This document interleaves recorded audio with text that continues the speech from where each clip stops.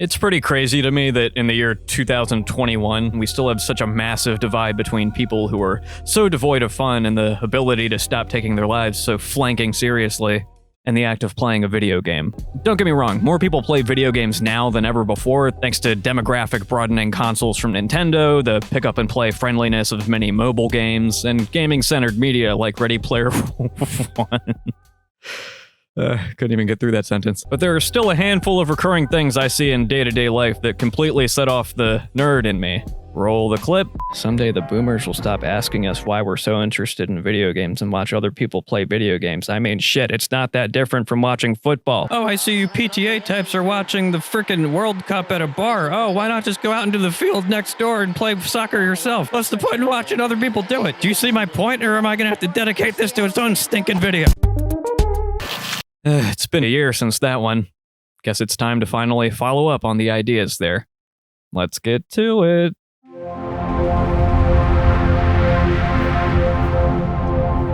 Entertainment. Sweet, harmless, mind-numbing entertainment.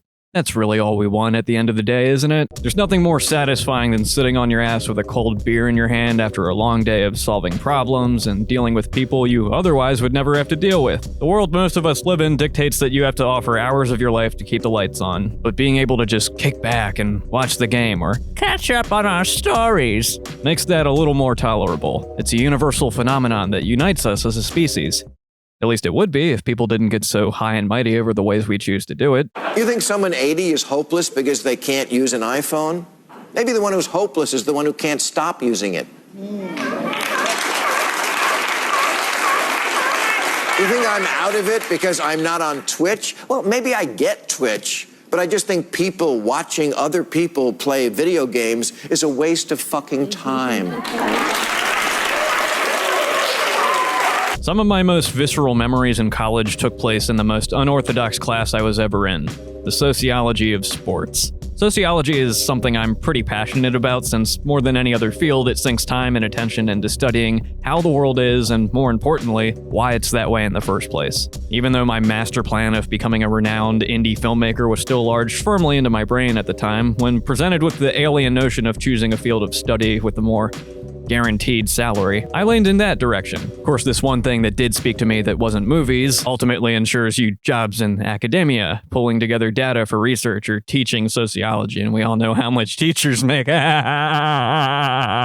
Money joke. Key job don't pay. Major funny. These roadblocks notwithstanding, something as specific and niche as sociology seemed like a worthwhile thing to try. This may shock you, but I am not an athlete. By this point, I was solidifying my egg-headedness. Little League and Christian basketball can't be damned. But I figured, even if I'm not sports-minded in the slightest anymore, maybe taking this class will allow me to move beyond that and become a more casual appreciator of sportsmanship and instill me with that camaraderie that everyone seems to get out of it. Yeah, that didn't fucking happen. What college me neglected was that sociology as a concept is the fastest way to learn how rooted in toxic human prejudice virtually all of our social systems are. Racism, sexism, classism, all that shit that keeps the average Joe down. Granted, at the time I was too dense and spiteful at any notion that I was in any way part of that establishment, but what did stick with me was that a lot of unspoken rules we have, what to wear, what to say, what to do, what to pursue, how to sit, they're all just arbitrarily expected to be followed on the assumption that nobody will ask the oh-so-inflammatory question,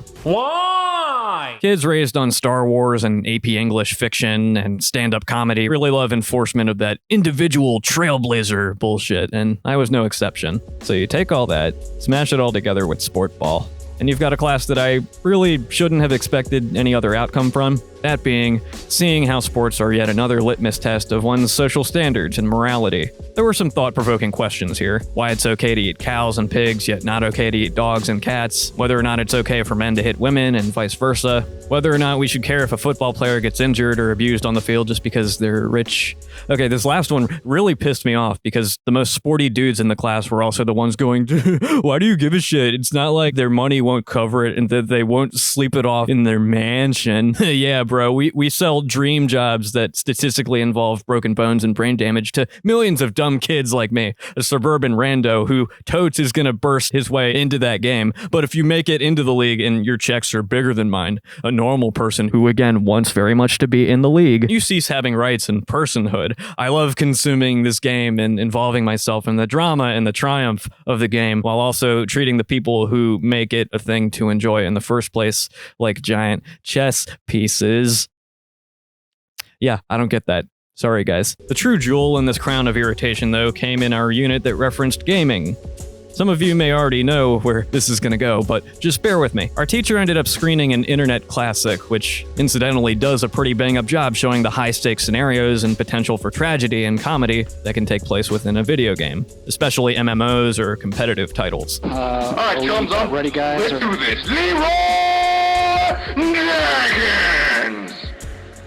Oh my god, he just ran in. For the 10 of you watching this who don't know what you're looking at, Leroy Jenkins shows an unwitting self-sabotage during an infamously difficult mission in World of Warcraft. I don't think you can cast with that shit. Oh my god. We got it. I got it. Pick it up. God damn it, Leroy. God damn it. Leroy, you moron. Leroy. It remains timeless because regardless of how familiar you are with the game, the buildup of strategizing a complex game plan only for some distracted doo-doo to ruin it for everyone, that's some pretty universal comedy. And the reactions feel so genuine and dumbfounded that you wouldn't even know it was scripted unless someone told you. Enter Sociology of Sports, a salad bowl of casual gamers, college athletes, people in the middle, and me. What followed was an overlong conversation about how anyone could take something as made up and trivial as a video game that seriously. Yeah, imagine something so removed from the real world, so childish and inapplicable in any setting outside of itself, triggering such a fiery, butt-mad response. So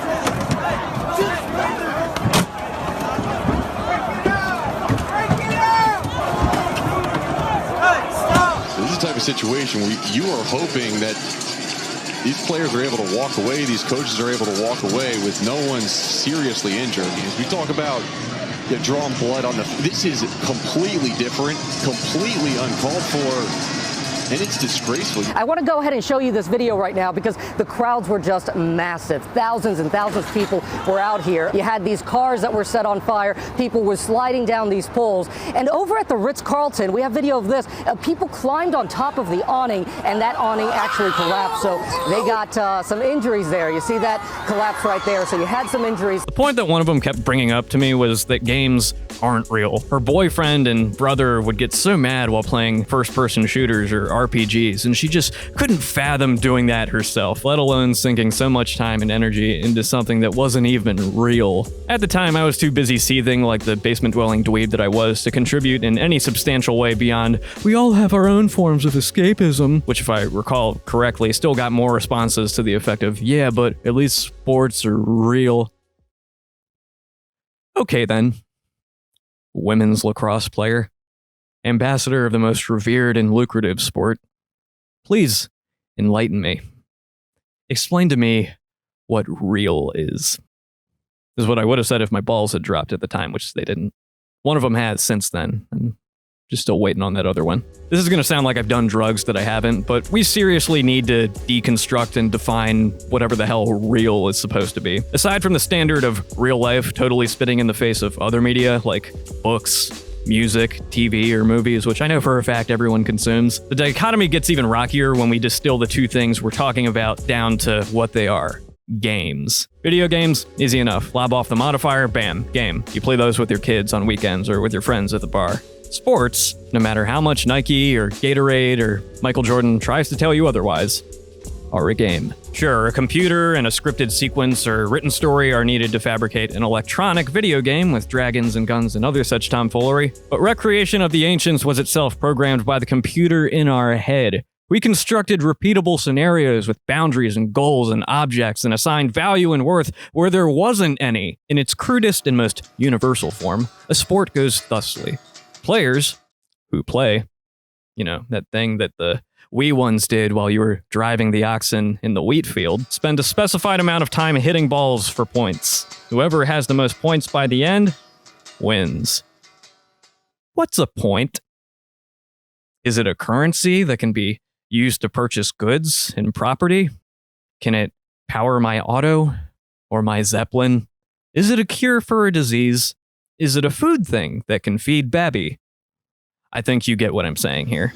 Games, in any form, are abstracts. Patches of nothing that we used our own consciousness and ingenuity to elevate into something tangible. Something fun. Something fulfilling. Something with which we can waste time and not even notice we're that much closer to death after the fact. They all have their place, appealing to specific sensibilities and personalities, and none are more valid or sensible to invest time in than another.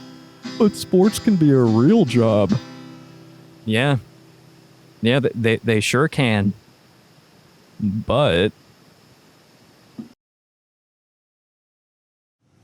Thank you very much for watching. I'd like to give a special shout out to the one and only Mullenax, or Maul, or whatever it is she's going by these days. Fellow Right Opinion editor homie of mine. She was able to do the heavy lifting on that, and for that I am very, very thankful. Be sure to go check out her stuff, her Twitter. Talk to her if you're interested in hiring her as an editor. She's rock solid. I'm not entirely sure when the continuation of this sports soch diatribe will be. I've got a couple videos in the works right now that may or may not pertain to a certain comedian, person, man, fellow. As you can see, my brain is oatmeal, so I'm gonna go back to working on those.